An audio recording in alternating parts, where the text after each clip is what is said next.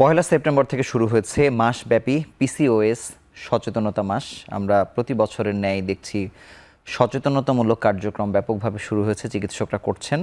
ধরে নেওয়া হয় বাংলাদেশে 7 থেকে 10% নারী পিসিওএসে আক্রান্ত এবং বন্ধ্যাত্ব সহ নানা ধরনের সমস্যায় জর্জরিত নারীরা।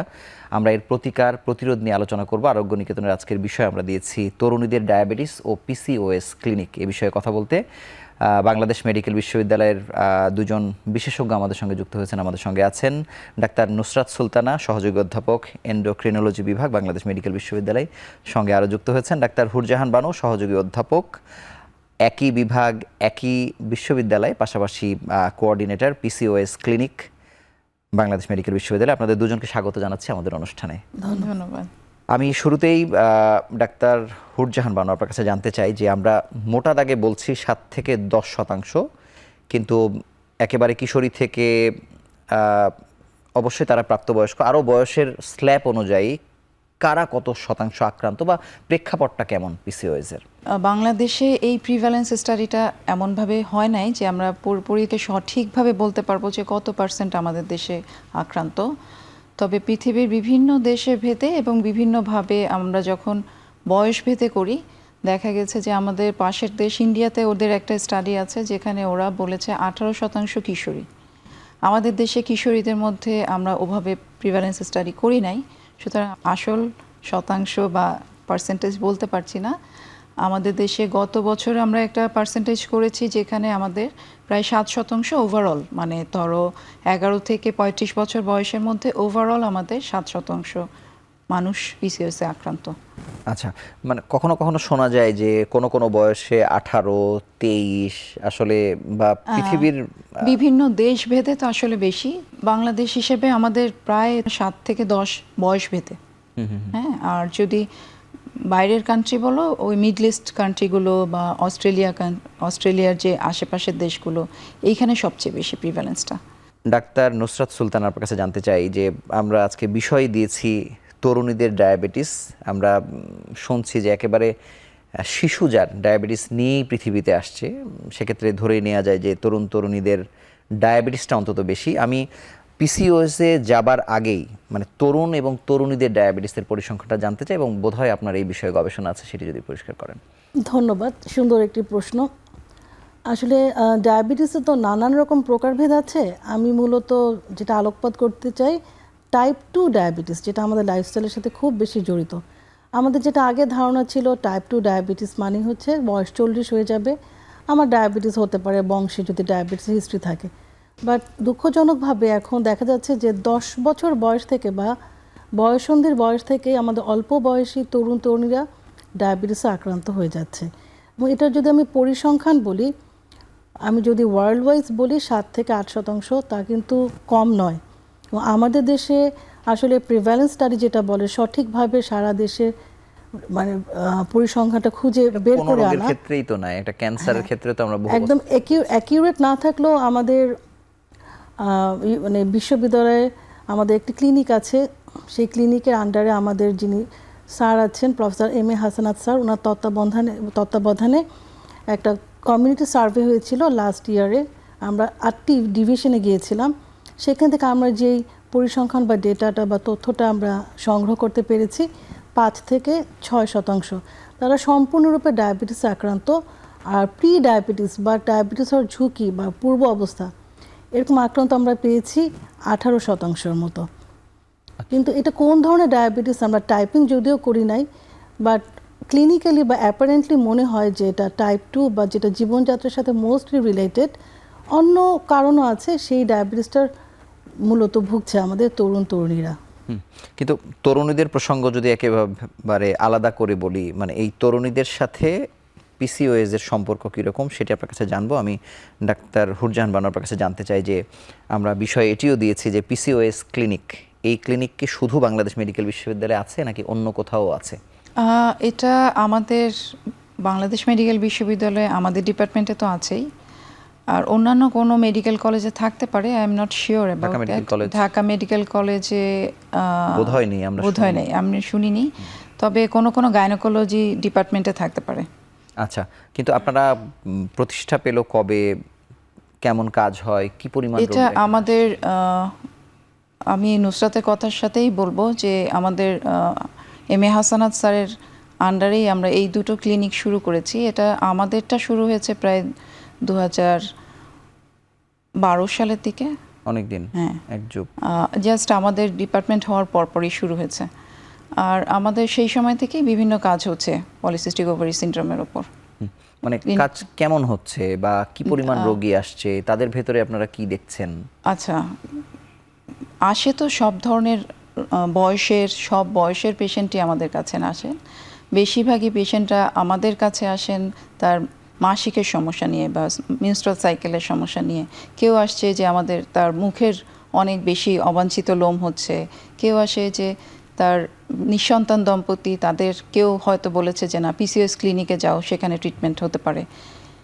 মেইনলি এই 3 ধরনের রোগী আমরা পেয়ে থাকি। মানে কত রোগী এখন আপনারা পান প্রতিদিন বা কতদিন? এটা তো চলে আসলে আপনাদের আমাদের clinic? প্রতি সপ্তাহে একদিন একদিন আমরা দেখি, সপ্তাহে বুধবারে আমরা দেখি। পলিসিস্টিক ওভারি ক্লিনিকটা আমাদের চলে বিএমইউ এর ব্লকের 6 তলায়। 6 তলায়। আচ্ছা, ডাক্তার নুসরাত সুলতানা, আমি জানতে চাই যে মানে একটা ক্লিনিক 12 বছর আগে প্রতিষ্ঠা পেয়েছে, 13 বছর বলা যায় আর কি, কিন্তু মানে ক্লিনিকের পরিচিতি হয়তো কতটা হয়েছে আমি জানি না, কিন্তু মানে এটি যে এন্ডোক্রিনোলজিস্টরা এত ভালোভাবে দেখছেন বা মূলত তাদের এরিয়ারই এটি সমস্যা, সেটি মানুষের কাছে আসলে এই তথ্যগুলো সেভাবে নেই। আপনি কি তাই মনে করেন কিনা, বা পরিস্থিতি চেঞ্জ হচ্ছে কিনা, নারীরা মানে এই সমস্যাটি গাইনোকোলজিস্ট দিয়েই তাদের যাত্রা শুরু করছে কিনা চিকিৎসার? যখনই আমাদের মাসিক সংক্রান্ত কোনো সমস্যা হয়, আমাদের মানে রোগীরা আসলে গাইনোকোলজিস্টের কাছে অবশ্যই আগে চলে যান। তবে ইদানিং বিশেষ করে আমরা যে গ্রুপকে দেখি ঢাকা বা ঢাকার আশেপাশে, তাদের মধ্যে হয়তো বা অনলাইনের কারণেই কিছু কিছু সচেতনতা হয়ে গেছে যে মাসিকের সমস্যা মানে হচ্ছে এটা আমার জরায়ু বা ওভারি অর্গানটি ইনভলভ হলেও হরমোন এটাকে কন্ট্রোল করে। অনেক মেয়েরাই কিন্তু এখন ধারণাতে এনেছেন।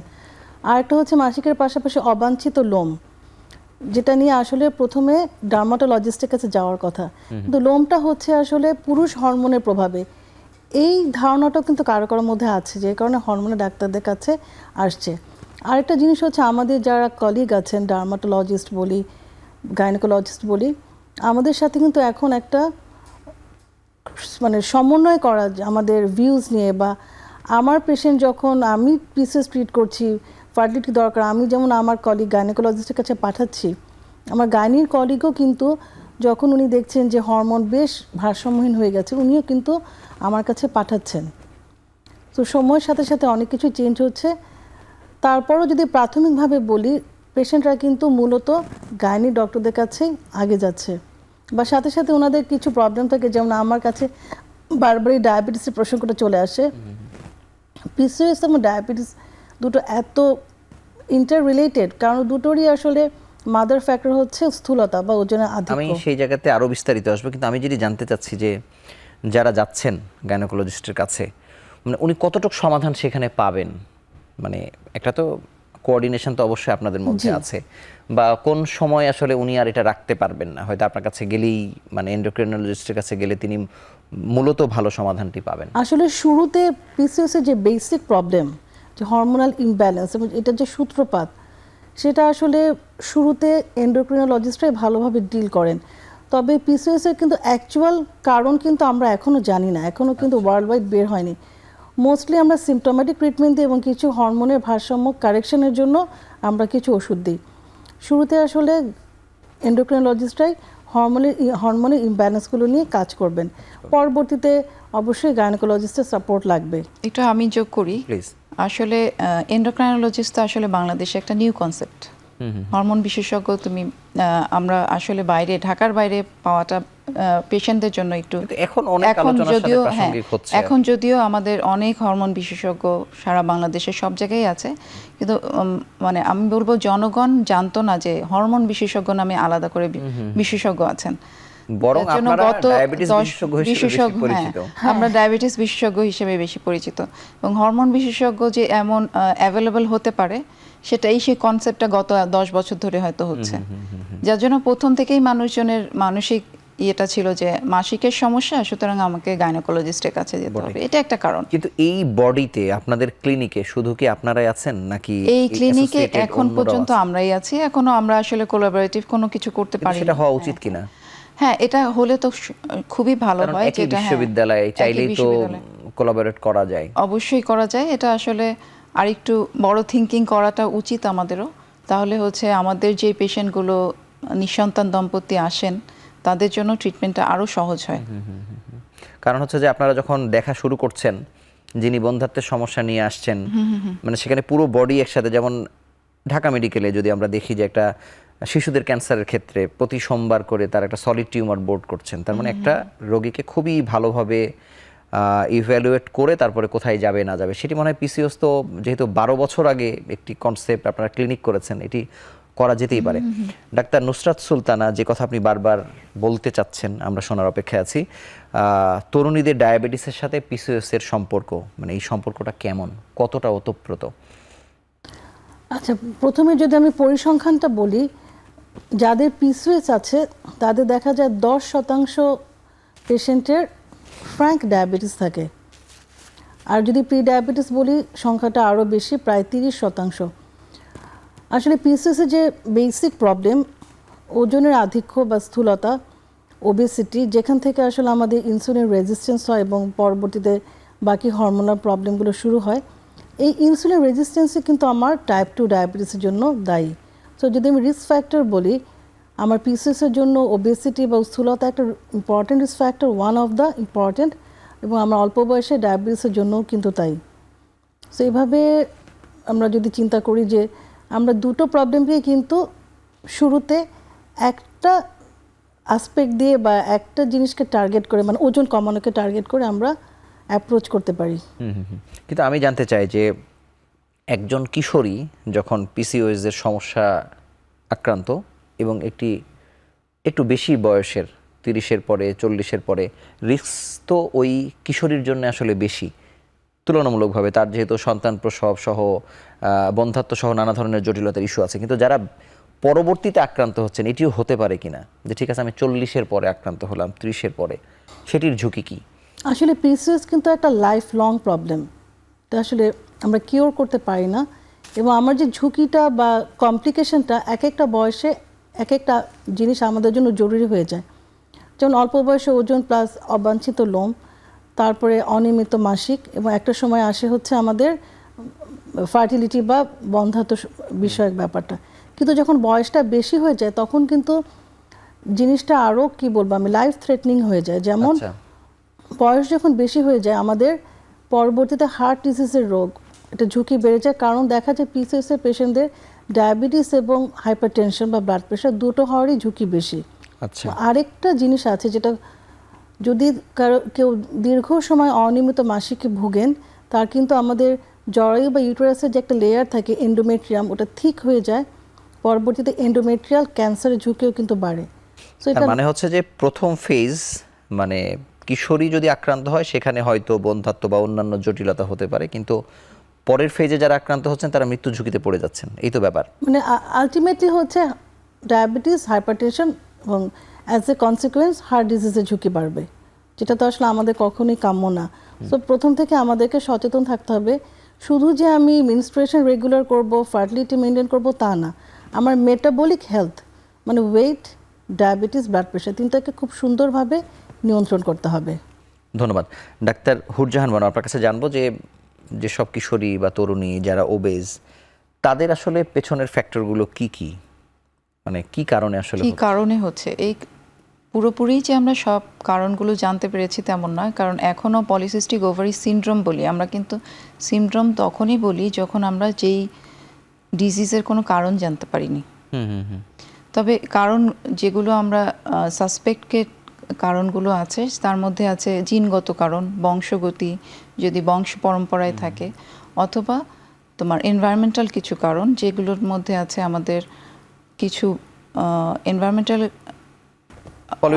পলিউশন, যেমন প্লাস্টিক, এন্ডোক্রাইন ডিসরাপ্টরগুলো, এন্ডোক্রাইন ডিসরাপ্টর কেমিক্যালস বলা হয়, যেটা আমরা প্লাস্টিকের সংস্পর্শে বেশি বেশি আমাদের শরীরে ঢুকতে পারে, হ্যাঁ, কেমিক্যালসগুলো, এটাও একটা ফ্যাক্টর যে আমাদের পলিসিস্টিক ওভারি তৈরি হতে পারে। এবং এছাড়া আর জিনগত সমস্যাটা তো একটা ইম্পর্টেন্ট ফ্যাক্টর। সাথে যারা ওবেস, এখন সবসময় আমরা মনে করতে পারি যে আসলে মোটা হলেই মনে হয় পলিসিস্টিক ওভারি হবে, সেটাও না। যে যারা পাতলা তাদের ভিতরে তো হ্যাঁ, যারা পাতলা বা নর্মাল ওয়েটের অধিকারী তাদের মধ্যেও কিন্তু পলিসিস্টিক ওভারি সিনড্রোম আছে। সুতরাং এটা পুরোপুরি যে শুধুমাত্র ওবেস বাচ্চাদের হবে সেরকমও না। এবং নুসরাত যেটা বললো যে বয়সের সাথে সাথে আমাদের কমপ্লিকেশনসগুলো আলাদা দিকে চলে যায়। প্রথম দিকে আমাদের থাকে হচ্ছে রিপ্রোডাক্টিভ কমপ্লিকেশনস, দ্যাট মিনস ওর হয়তো মাসিকের সমস্যা বা পরবর্তীতে মুখে লোমের সমস্যা, তার পরবর্তীতে বাচ্চা হতে সমস্যা হয়। পরবর্তীতে কিন্তু আমরা মেইন সমস্যাগুলো ভুগি, মেটাবলিক সমস্যা, ডায়াবেটিস, হাইপারটেনশন এবং কার্ডিওভাস্কুলার রিস্ক বেড়ে যায়। ডাক্তার নুসরাত সুলতানা, এই যে যতজন ওবেজ নারী, মানে আপনি যাদেরকে দেখছেন নিয়মিতভাবে, তাদের কত অংশের পিসিওএস হচ্ছে, মানে সেটা কি কোনো পরিসংখ্যান আছে কিনা, আচ্ছা বা আনুমানিক আছে কিনা? এক্সাক্ট পরিসংখ্যান আমি আপনাকে বলতে না পারলো, যেহেতু আমার কোনো রিসার্চ বেসড কোনো ইনফরমেশন নাই। যারা ওবেজ তাদের অলমোস্ট এরকম 20-30% পিসিওএস আক্রান্ত হয়, এটা আমি আনুমানিকভাবে বললাম। আর যেটা একটু আগে আপনি ঝুঁকির কথা বলছিলেন পিসিওএস এর, আমি জাস্ট একটা দুটা মানে পয়েন্ট যোগ করতে চাই। এখন কিন্তু আমাদের অল্প বয়সী মেয়েদের ঘুমের প্যাটার্ন চেঞ্জ হয়ে গেছে। আচ্ছা, রাত্রি জাগরণ, এটা একটা ডেট্রিমেন্টাল ইফেক্ট।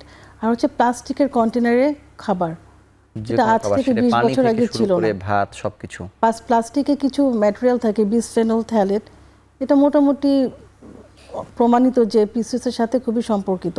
আর একটা হচ্ছে যাদের অল্প মানে জন্ম হয় ছোট, মানে লো বার্থ ওয়েট বেবি, যারা মা হয়তো ম্যালনারিশ ছিলেন, সেই বাচ্চাটা যখন পরবর্তীতে অ্যাফ্লুয়েন্স হয়, বেশি বেশি নিউট্রিশন পায়, দেখা যায় তাদের মধ্যে ইনসুলিন রেজিস্ট্যান্স এবং পিসিওএস ঝুঁকিটা বেড়ে যায়। সো যদি মোটা দেখে বলি, আমাদের লাইফস্টাইল চেঞ্জ হয়ে গেছে। সেডেন্টারি লাইফস্টাইল, বেশি বেশি সময় স্ক্রিনে থাকা। আমার মনে হয় ডক্টর হুরজাহানও আমার সাথে একমত হবেন। আজ থেকে 20-30 বছর আগে এত পিসিওএস এর মেয়ে ঘরে ঘরে ছিল না। আমরা যারা চেম্বার প্র্যাকটিস করি বা হাসপাতালে রোগী দেখি, মানে আপনি কি আমার সাথে একমত যে আমরা প্রতিদিন আমাদের রোগীর একটা বড় অংশ আমাদের পিসিওএস রোগী থাকে? আমরা আসবো ছোট্ট একটি বিরতি নিয়ে, ফিরছি কিছুক্ষণের মধ্যেই।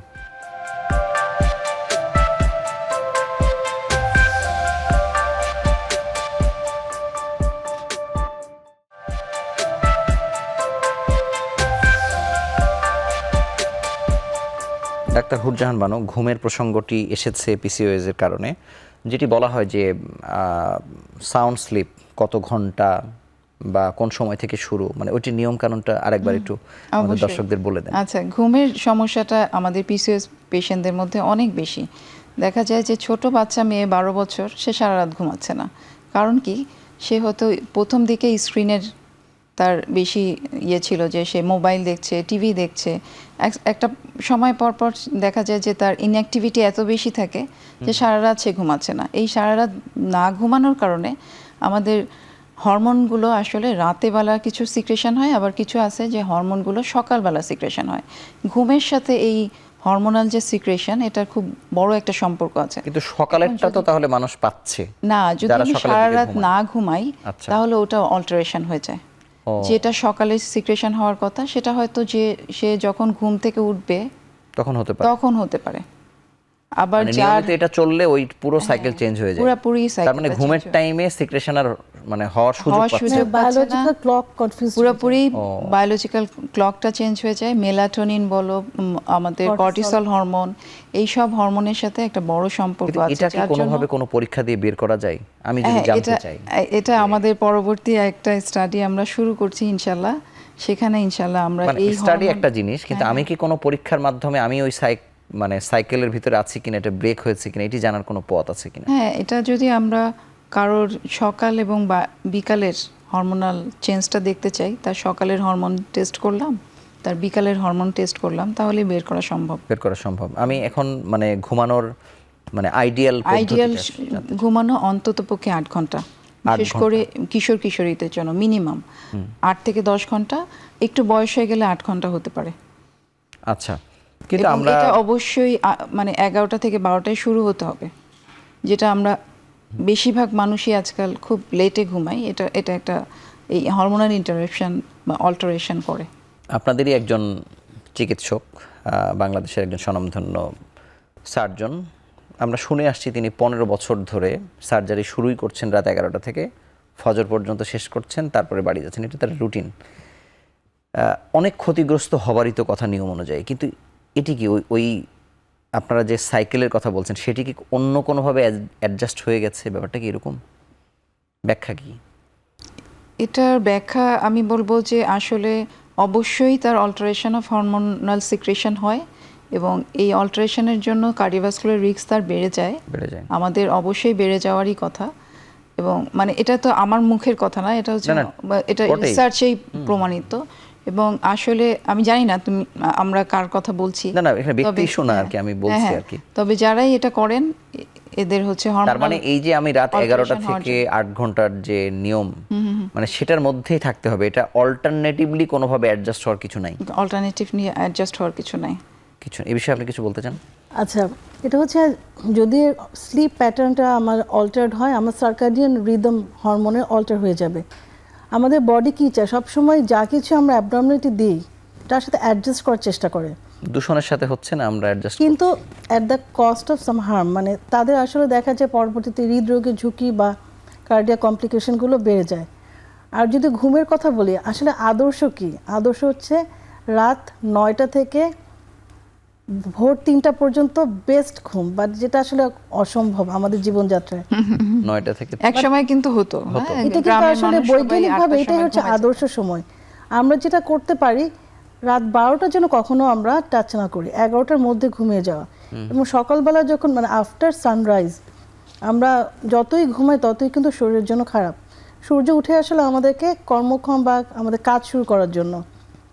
সো অনেকে মনে করে আমি রাত 2টায় ঘুমালাম, আমি তো সকাল 10টা পর্যন্ত ঘুমিয়ে গেলাম। ভুল বটে, এটা আসলে ভুল। সেটাতে আমার ওজনও বাড়বে, ডায়াবেটিসের রিস্ক বাড়বে, ব্লাড প্রেশার রিস্ক বাড়বে, সবই বাড়বে। কিন্তু আমাদের যে জীবনযাত্রা আসলে এটাকে মিনিমাইজ করে নর্মালের কাছাকাছি আনা খুবই ডিফিকাল্ট, বাট আমরা তো চেষ্টা করতে পারি। বটেই। ডাক্তার হুরজাহান বানু, স্ক্রিন টাইমের সাথে মানে একটা হচ্ছে যে আমি ইচ্ছা করেই ব্যস্ততার কারণে দেরিতে ঘুমাচ্ছি, আর আরেকটা হচ্ছে আমি প্রচুর স্ক্রিনে থাকি। স্ক্রিনটা কি আসলে ওইভাবে আমাকে ঘুমের প্যাটার্ন চেঞ্জ করে দেবার ক্ষেত্রে মানে বৈজ্ঞানিকভাবে কোনোভাবে এফেক্ট করে কিনা, সেটি কি? স্ক্রিনে আমরা যখন থাকি দেখা যায় যে আমরা একসাথে 2 ঘন্টা 3 ঘন্টা 4 ঘন্টা থাকছি, ঘুমের টাইমটা চেঞ্জ হয়ে যাচ্ছে। এটা একটা কারণ বলবো। স্ক্রিনে আরেকটা কি হয়, ইনঅ্যাক্টিভ হয়ে যায়, মানে আমার ঘুমের প্রবণতা কমিয়ে দেয় কিনা, মেলাটোনিনের রিলিজকে কমিয়ে দেয় স্ক্রিন। যতই আমার ন্যাচারালি ঘুম আনতে হেল্প করে না, জাস্ট যখনই আমরা রাত 8টার সময় মেলাটোনিনের পিক হওয়ার কথা, যেটা আমাদের ঘুম আসাতে হেল্প করে। তো যত আমি জেগে থাকবো তত দেরিতে সিক্রেশন হবে। এবং ইভেন আমি যদি লাইটের মধ্যে ঘুমাই তাহলেও কিন্তু এটার হ্যাম্পার্ড হয়। আচ্ছা, এটা মানে একটা জায়গায় বলা ছিল যে অন্ধকার ঘরে ঘুমানোর জন্য। তো অন্ধকার ঘরে ঘুমানোটাও খুব জরুরি। মানে দেখা গেছে যে শুধুমাত্র যে মানে কেউ হয়তো ট্রেনে যাচ্ছেন একটু ঘুমিয়ে ফেললেন, বা মানে কোনো একটা ট্যুরে যাচ্ছেন, কোনো একটা কাজের ভিতরে আছেন, কিন্তু মানে সাউন্ড স্লিপ হওয়ার ক্ষেত্রে পরিবেশটা অনেক বেশি ইম্পর্টেন্ট। আমরা পিসিওসে ফিরে আসি। আমাদের দেশের মানুষেরা যে কোনো ইস্যুতেই মানে জীবনধারার কথা আমরা সারা জীবন ধরে বললেও মানুষ আসলে সেটি চায় না। মানুষ খুব রেমেডি চায়, খুবই দ্রুত ক্ষিপ্র গতিতে চায়। যে আপনারা পরামর্শ দিচ্ছেন সেক্ষেত্রে ওষুধের পার্সেন্টেজটা কীরকম, জীবনধারার পার্সেন্টেজ কীরকম পিসিওস থেকে বের হওয়ার ক্ষেত্রে? জীবনধারা আসলে এখানে হচ্ছে কর্নারস্টোন, বেস, তার উপরে আমার কিছু কিছু ওষুধ কাজ করবে। এবং জীবনধারাটা হচ্ছে আমার আসলে ওজন কমানো একটা, প্লাস ওজন যদি নাও কমে আমি যদি অ্যাক্টিভিটি করি, এক্সারসাইজ করি, আমি কিন্তু বেনিফিট পাবো। আচ্ছা, আর ওজন কমানোর ক্ষেত্রে আসলে আমি যদি খুব পেশেন্টকে ডিকটেট করি আপনার এত কেজি কমাতে হবে, এটা বাঞ্ছিত ওজন, বা আপনাকে এই খাবার বাদ দিতে হবে, তাহলে কিন্তু প্র্যাকটিক্যালি আমি বেনিফিট পাবো না। পেশেন্টকে এখানে আমার এম্পাওয়ার করতে হবে, উনি আমার সাথে অ্যাক্টিভলি ডিসিশন মেক করবেন। সো প্রথমে আসলে আমি টার্গেট দিয়ে দিব যে আর যেন ওজন না বাড়ে, দেন আপনি 5% কমান, 10% কমান। আর অ্যাক্টিভিটি, এখন আপনি পার্কে গিয়ে প্রতিদিন হাঁটবেন, সবার পক্ষে সম্ভব না। এটাকে আমরা পরিবর্তিত করে আপনি যেভাবেই করেন আপনাকে 30 থেকে 40 মিনিট অ্যাক্টিভিটি করতে হবে। এগুলো যদি আমি ঠিক না করে শুধু মেডিসিন দেই তাহলে কিন্তু আমি সেরকম বেনিফিট পাবো না। সো এক্সারসাইজের কোনো বিকল্প নাই, ক্যালোরি আমাদেরকে হিসাব করে খেতে হবে। উনি পেশেন্ট তার রুচি পছন্দ অনুযায়ী খাবেন, কিন্তু নির্দিষ্ট ক্যালোরির মধ্যে। আর এই ইনসুলিনের সেন্সিটিভিটি বা রেজিস্ট্যান্স যেহেতু একটা মানে বেসিক প্রবলেম আমাদের পিসিওসি পেশেন্টদের জন্য, সো ইনসুলিনের সেন্সিটিভিটি বাড়ানোর জন্য আমরা ওজন কমানো এবং কিছু 2-1টা মেডিসিন ইউজ করি। এখন পিসিওএসের 3-4টা মেডিসিন আছে, খুব বেশি কিন্তু কিছু নেই, এবং বাজারে কিছু সাপ্লিমেন্ট আছে যেটাকে বলা হয় যে হ্যাঁ পিসিওএস ইমপ্রুভ করবে, বাট ওগুলো কোনোটাই কিন্তু একবারে প্রমাণিত বা এভিডেন্স বেসড না। এখন পর্যন্ত কিন্তু 2টা বা 3টা ওষুধই আছে। সো আমি যদি 1বার 2বার 3বার বলতে চাই, যাদের ওজন বেশি তাদের ওজন কমাতে হবে, সেটা আপনি এক্সারসাইজ করে করেন অথবা প্রয়োজন হলে অ্যান্টি ওবেসিটি মেডিসিনেরও আপনি সাহায্য নিতে পারবেন। আর ওজন তো বলছি, তার বাইরে কি আছে, আমার মাসিকের অনিয়মিততা, সেটার জন্য আমরা কিছু হরমোনাল ওষুধ ইউজ করি। তারপরে আছে আমাদের মেটফর্মিন, যেটা আমার ইনসুলিনের সেন্সিটিভিটি এবং ওজন কমানোতে হেল্প করে, সরাসরি ওজন কমানোর মেডিসিন না হলো। আর নেক্সট একটা খুব ইম্পর্টেন্ট কম্পোনেন্ট হচ্ছে অবাঞ্ছিত লোম, যেটা নিয়ে আসলে আমাদের অল্প বয়সী মেয়েদের বেশি মানে কনসার্ন থাকে। শুধু অবাঞ্ছিত লোম না, মানে এই পেশেন্টদের কিন্তু আমার অ্যাকনির রেটও বেশি, ব্রন যেটাকে বলে আমাদের ভাষায়। সো এই যে অবাঞ্ছিত লোম, আমি মেডিসিন দিল, ওটার জন্য আলাদা মেডিসিন আছে, খুব দ্রুত কিন্তু ঝরে পড়বে না। তখন কিন্তু আমরা যে কিছু লোকাল রেমেডি, যেমন সেই লোমটাকে তুলে ফেলা, এটাও কিন্তু one of the component of treatment. এবং ডার্মাটোলজিস্টের কাছে তখন যান লেজার করতে, তো লেজার কখন করবে সেটারও কিন্তু আমাদেরকে আসলে বলে দিতে হবে। আমি যে হরমোন কারেকশন না করে শুধু লেজারে পাঠিয়ে দিই, হবে না, আবারও হবে সিটিং নেই, তাহলে কিন্তু হবে না। আপনাকে অসংখ্য ধন্যবাদ। আরও একটি ছোট্ট বিরতি নিয়ে ফিরছি।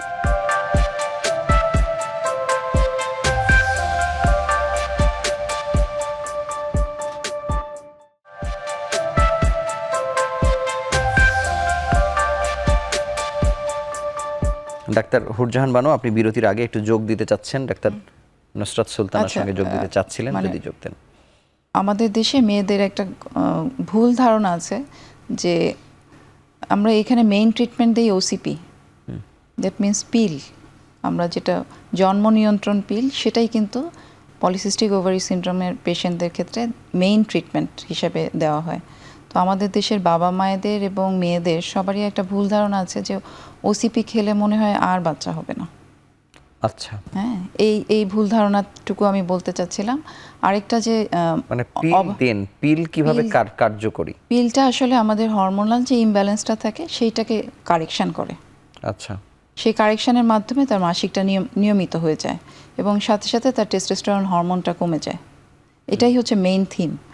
আর আরেকটা বিষয় যেটা আমাদের দেশের মানুষের ভুল ধারণা, সেটা হচ্ছে যে যাদের মুখে লোম বেশি তারা মনে করে মুখে লোমটা তুললে মনে হয় আরো বেশি হবে, তাই তুলতে চায় না। হ্যাঁ, সেজন্য তারা তুলতে চায় না। এটা একটা বড় মানে আরো কি মিথ আছে এমন, মানে পিসিওএস বা পিসিওএস, এই যে মিথ, সবচেয়ে বড় মিথ হচ্ছে যে পিসিওএস আছে সুতরাং তার আর কখনোই বাচ্চা হবে না, কখনোই বাচ্চা হবে না। আসলে ট্রিটমেন্ট দিলে অবশ্যই সে একজন মা হতে পারবে ইনশাল্লাহ।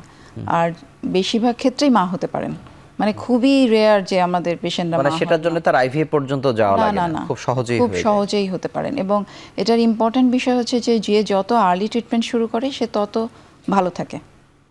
সবাই মনে করতে পারে যে আচ্ছা ছোট বাচ্চা মেয়ে, ওর মুখে একটু লোম হয়েছে, কি জন্য নিব, হ্যাঁ কি আর সমস্যা, ওর একটু মাসিকের সমস্যা থাকতেই পারে। কিন্তু এটা যদি ট্রিটমেন্টের আন্ডারে আসে, সে যখন ট্রিটমেন্ট বলতে আমি বলবো যেটা নুসরাত বলছিল যে মেইন লাইফস্টাইল চেঞ্জ, এই লাইফস্টাইল চেঞ্জটা যখন আমরা পেশেন্টদেরকে বা তার বাবা মাদেরকে বুঝিয়ে বলি, তারা যদি এটা মেনে চলেন, তারা দেখা যায় যে 90% ক্ষেত্রে কিন্তু এই পেশেন্টগুলো সুস্থ হয়ে যায়। মানে তার এই যে লং টার্ম যেসব কমপ্লিকেশনস হওয়ার সম্ভাবনা থাকে সেগুলো অনেক কমে যায়।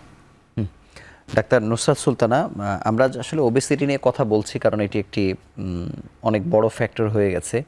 মানে এই ওজন কতকে আমরা বলবো যে তিনি ওবেজ, বা এটার কোনো একটা গাইডলাইন তো নিশ্চয়ই আছে? হ্যাঁ, গাইডলাইন আছে।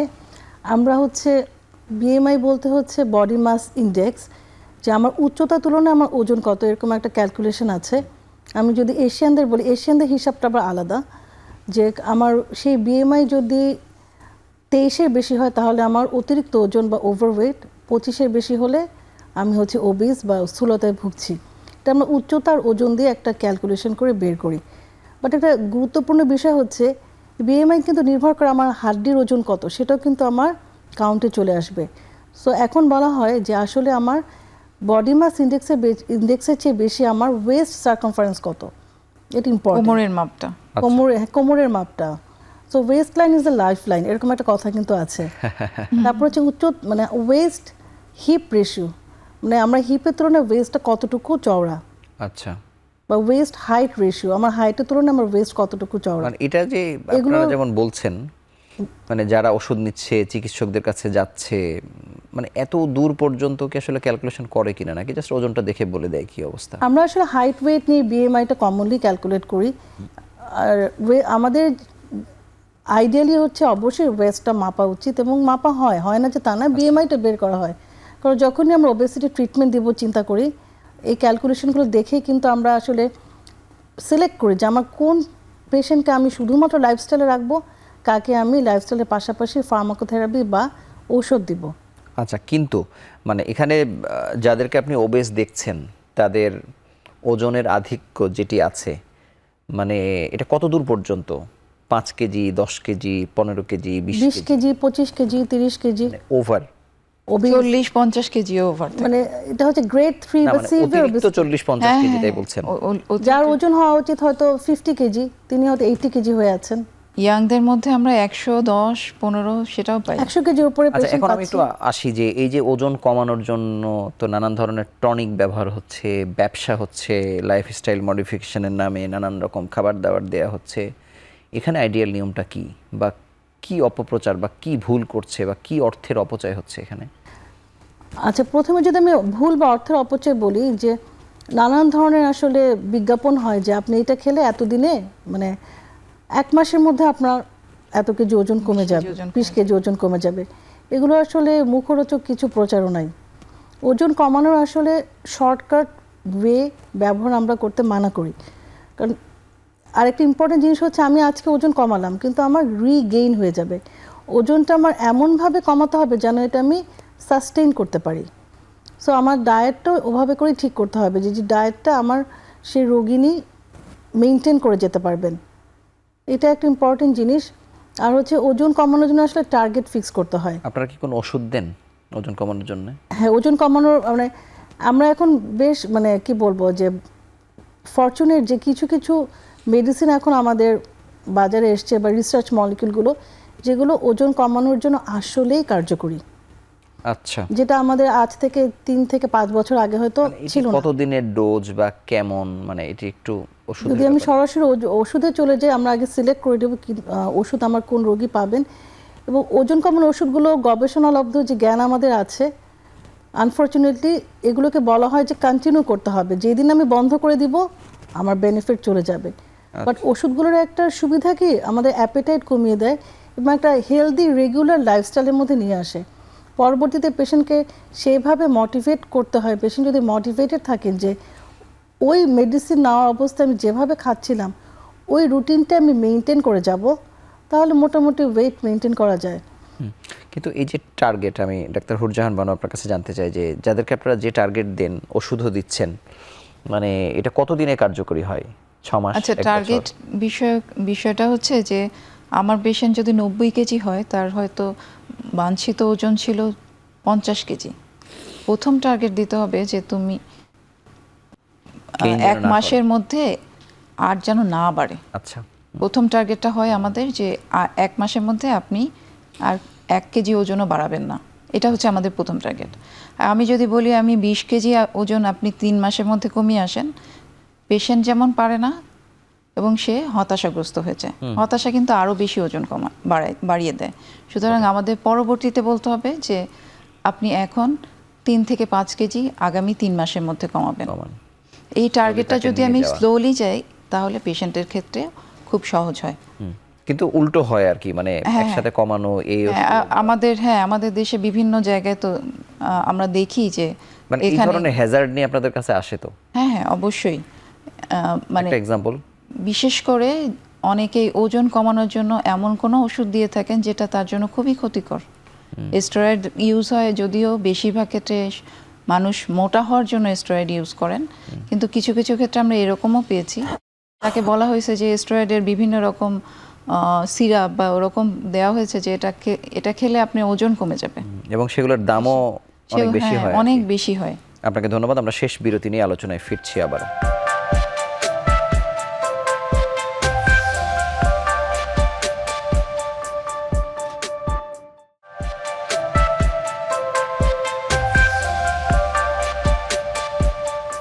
ডাক্তার নুসরাত সুলতানা, আমরা অনুষ্ঠানের শেষ প্রান্তের দিকে এগিয়ে যাচ্ছি। মানে এই যত বছর ধরে ট্রিটমেন্ট দিচ্ছেন, মানে কোন বিষয়গুলোকে রোগীদের দিক থেকে আসলে চ্যালেঞ্জ মনে হয়, যে আসলেই মানে সংকটটা কোনো একটা জায়গায় তো আছে, যে কেন আমাদের নারীরা আপনাদের কাছে আসছে না, বা আসলেও আপনারা যেভাবে চেষ্টা করছেন সেভাবে আসলে পরিস্থিতির উন্নতি হচ্ছে না, এই গ্যাপটা কোথায়? আচ্ছা, চ্যালেঞ্জ হচ্ছে, আমি যদি বলি সেটা হচ্ছে প্যারেন্টস, বিশেষ করে মা এবং মেয়ে, এই দুজনের মধ্যে ইন্টাররিলেশন এবং কনফ্লিক্ট একটা ব্যাপার। সাধারণত মারা পেশেন্টদেরকে নিয়ে আসে এবং মা এসে বকাবকি শুরু করে, ও খাওয়া দাওয়ার কথা শুনে না, ফাস্ট ফুড অর্ডার করে খায়। এটা বলাতে মেয়েটার মধ্যে আরও জিদ তৈরি হয়ে যায়। আর আরেকটা জিনিস আমি ফিল করি, আসলে আমার জন্যও চ্যালেঞ্জ, যখন আমার কাছে একটা 20-21 বছরের মেয়ে আসে, আমি তাকে মানা করে দিচ্ছি তুমি পিৎজা খেতে পারবা না, তুমি কোল্ড ড্রিঙ্কস খেতে পারবা না, ওর মুখটা একদম করুণ হয়ে যায়। তো খাবার কন্ট্রোল করা বলা সহজ, কিন্তু মেনটেন করা খুব কঠিন। সো চ্যালেঞ্জটা, এটা একটা চ্যালেঞ্জ, এবং চ্যালেঞ্জটা অতিক্রম করার জন্য আসলে আমি কাউন্সেলিংটা পজিটিভ ওয়েতে হয়, যেটা ডক্টর হুরজাহান বললেন যে অল্প টার্গেট দেওয়া। করে কতটুকু বা পারেন? এখানে তো কাউন্সিলরেরও দরকার আসলে, তাই না? আসলেই দরকার আছে। আর স্লিপ নিয়ে আসলে, মানে স্লিপ প্যাটার্নে আমি ভীষণ সমস্যায় ভুগি।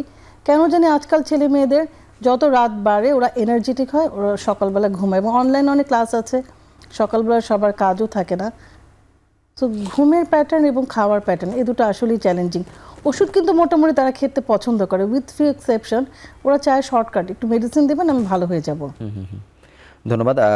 একটি অ্যাসোসিয়েশনের ভেতরে আপনারা আছেন, association of clinical endocrinologist and diabetologist. মানে আরও তো সোসাইটি আছে একই ডিসিপ্লিনের মধ্যে, মানে আপনারা কি ফোকাসড বা কি করছেন? আপনাদের সাথে কতজন এরকম ডায়াবেটোলজিস্ট আছেন? আসলে এটা ক্লিনিক্যাল এন্ডোক্রাইনোলজিস্ট, মানে আমরা যারা একদমই এন্ডোক্রাইনোলজিতে পুরোপুরি ডিগ্রি সম্পন্ন করেছেন, শুধুমাত্র তাদেরকে নিয়েই এই এমন কতজন আছেন? 120-এর কাছাকাছি। আচ্ছা, 120। মানে যারা একেবারে পূর্ণ এই বিষয়ের উপরেই জ্ঞান রাখেন, ডিগ্রিধারী হরমোন বিশেষজ্ঞ হিসেবে যাদেরকে আমরা এন্ডোক্রাইনোলজিস্ট। কি আপনাদের এই সোসাইটির কি করেন আপনারা? অনেক কাজ, কনফারেন্স করেন দেখি, বড় বড় যে কোনো সোসাইটি আমার মনে হয় যে সামাজিক কিছু উন্নয়নে কাজ করে, সচেতনতা তৈরি করে। আর অবশ্যই আমাদের নিজস্ব যে অ্যাসোসিয়েশন, বা আমি বলবো যে এন্ডোক্রাইনোলজিস্টের নিজের মধ্যে যে বোঝাপড়াটা, সেটাও আমাদের অ্যাসোসিয়েশন থাকাতেই বেশি হয়। মানে নিজেদেরকে ঝালিয়ে নেওয়ার কাজটাও হয়। হ্যাঁ, কনফারেন্সগুলো আমরা কেন করি? যে আমরা যেন আরো বেশি আপডেটেড থাকতে পারি। সবাই হয়তো একই জিনিস আমরা জানি না, বটেই। কেউ হয়তো মানুষের কাছে যাবার যে বিষয়টি, একটা মাস আসলো, আমরা মাসব্যাপী কথা বলছি, রোগীদেরকে বলছি, কিন্তু আরও স্প্রেড করা, তথ্যগুলোকে আরও সহজ করে দেয়া, এই জায়গাতে আপনাদের কি কাজ আছে বা করছেন? সচেতনতা তৈরির জন্য আসলে দেশব্যাপী কাজ করতে পারলে তো খুব ভালো হতো। যদি আমি এমন করতে পারতাম যে আমার মেডিকেল কলেজগুলোর সাথে আমার একটা কোলাবোরেশন আছে, বিভিন্ন জায়গায় এই একই মাসে সব জায়গায় একটা সচেতনতামূলক কাজ আমরা শুরু করতে পেরেছি। এরকম করতে পারলে অবশ্যই আমরা একটা বিরাট জনগোষ্ঠীকে ইনভলভ করতে পারতাম। সেটা হয়তো আমরা পারছি না, কিন্তু এটা আমাদের চেষ্টার মধ্যে আছে। আপনি তো অবশ্যই এই অ্যাসোসিয়েশনে আছেন যুক্ত, মানে আমি জানতে চাই যে এই যে 120 জন মানুষ, ক্লিনিক্যালি আপনারা খুবই সাউন্ড, কিন্তু যাদের কাছে রোগীরা চলে যাচ্ছে, সে তো একটা কমিউনিটি ক্লিনিকেও যাচ্ছে বা অন্যান্য যেই জায়গাগুলোতে যেয়ে থাকে, মানে তাদের কাছেও কিছু বেসিক তথ্য পৌঁছানো, সে ব্যাপারে আপনাদের কোনো চিন্তা বা কার্যক্রম আছে কিনা?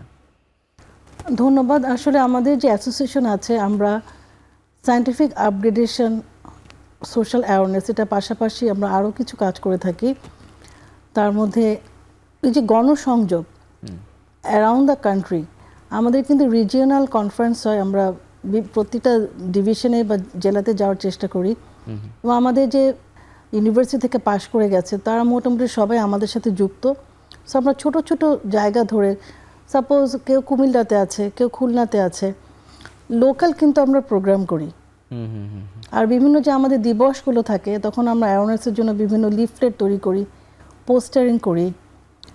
আর বাকি যদি বলি যে আমাদের কিন্তু আপনার কোয়েশ্চেন থেকে একটু দূরে চলে গেল, আমাদের অ্যাসোসিয়েশনে কিন্তু আরেকটা ইম্পর্টেন্ট কাজ কিন্তু এন্ডোক্রিনোলজিস্টদের রাইট নিয়ে কথা বলা। আচ্ছা, আমরা সংখ্যায় খুবই অপ্রতুল, তারপর আমরা যে কজন আছি তারা কিন্তু সারা দেশব্যাপী সব জায়গায় ওভাবে পোস্টিং বা পোস্ট নেই। আচ্ছা, ওগুলো নিয়ে আমরা কাজ করি। তো এরকম কত পোস্টিং আরো হওয়া উচিত হচ্ছে না, বা আপনারা কি উপজেলা পর্যায়ে চাচ্ছেন নাকি জেলায়? জেলা জেলায় উপজেলায় আছে। আমাদের কিন্তু যারা অলরেডি পোস্ট গ্রাজুয়েশন করা আছে, এমডি করা, ওনারাই কিন্তু Posted না। সঠিক জায়গায় পোস্ট পাচ্ছেন না। মেডিকেল কলেজগুলোতেই সব জায়গায় নেই। সব জায়গাতে ডিপার্টমেন্ট নেই। তারপরে হচ্ছে আমরা মানে খুব ভালো হরমোন চিকিৎসা সবাইকে দিতে পারবো, কাভারেজ আনতে পারবো, সেই তুলনায় আমাদের সংখ্যা কিন্তু খুবই নগণ্য। কিন্তু যারাও আছেন তারা রাইটলি তারাও আর আমাদের posted অ্যাসোসিয়েশনে কিন্তু মানে 120 জন, যদিও ডক্টর হুরজাহান বললেন, আমার মনে হয় সংখ্যাটা 200 হয়ে গেছে এখন, তাই না? আমাদের মেম্বার 200। আচ্ছা, হতে পারে, মানে আমাদের সংখ্যা নিয়ে সমস্যা নেই। আমি শেষ প্রশ্ন ডাক্তার হুরজাহান বানু আপনার কাছে জানতে চাই যে এই যে একটি ক্লিনিক কোঅর্ডিনেট করছেন, আপনার নিশ্চয়ই মন চাই যে এরকম একটি ক্লিনিক আরো মেডিকেল কলেজগুলোতে হোক, মানে সেটা আপনারা পায়োনিয়ার হতে পারেন, পরামর্শ দিতে পারেন এবং আপনাদের সেন্টারগুলোতেও মাল্টিডিসিপ্লিনকে এক করতে পারেন। সেক্ষেত্রেও সোসাইটির ভূমিকা নেওয়া উচিত কিনা, বা আসলে কি করা যেতে পারে? সোসাইটি এই দিক থেকে যে কোলাবোরেশনটা মেইনলি করতে পারে, যে আমার মেডিকেল কলেজগুলোতে আমার যে এন্ডোক্রাইনোলজিস্ট আছে তাদের সাথে আমরা একটা কোলাবোরেশন করে দিতে পারি যে পিসিওএস ক্লিনিক সব মেডিকেল কলেজগুলোতেই একটা থাকলো। তাতে কি হবে যে আমাদের পেশেন্ট যারা মানে লোকাল পেশেন্ট ঢাকা পর্যন্ত আসতে কষ্ট পাচ্ছেন, তাদের খুব সহজেই তারা সেই ট্রিটমেন্টটা এন্ডোক্রাইনোলজিস্টের কাছে যে ট্রিটমেন্টটা তার জন্য মানে সহজলভ্য হয়ে যেত। এটা একটা ইম্পর্টেন্ট জিনিস ছিল। আপনাকে ধন্যবাদ। আপনাদের দুজনকে আমাদের সঙ্গে যুক্ত হওয়ার জন্য আন্তরিকভাবে অভিনন্দন জানাচ্ছি। যত পরামর্শ চিকিৎসকরা দিচ্ছেন, যদি আপনারা মেনে না চলেন, একেবারে সহজ পরামর্শ, ঠিকমতো ঘুমাচ্ছেন কিনা, প্রতিদিন এক্সারসাইজ করছেন কিনা, চিকিৎসক যে পরামর্শ দিচ্ছে সেটি মানছেন কিনা, বা আপনি যদি আক্রান্ত নাও হয়ে থাকেন, এই সুন্দর সহজ বৈজ্ঞানিক পন্থায় জীবনযাপন করছেন কিনা, যদি করে থাকেন আপনি বেঁচে গেলেন, আর যদি না করেন তাহলে নানান যন্ত্রণার মধ্যে দিয়ে আপনার জীবন যাবে, একসময় এটি জীবনের ঝুঁকিও আনতে পারে। তো আমরা চাই সবাই সুস্থ থাকি, সেই প্রত্যাশায় আজকের মতো বিদায় নিচ্ছি। ভালো থাকুন, সুস্থ থাকুন।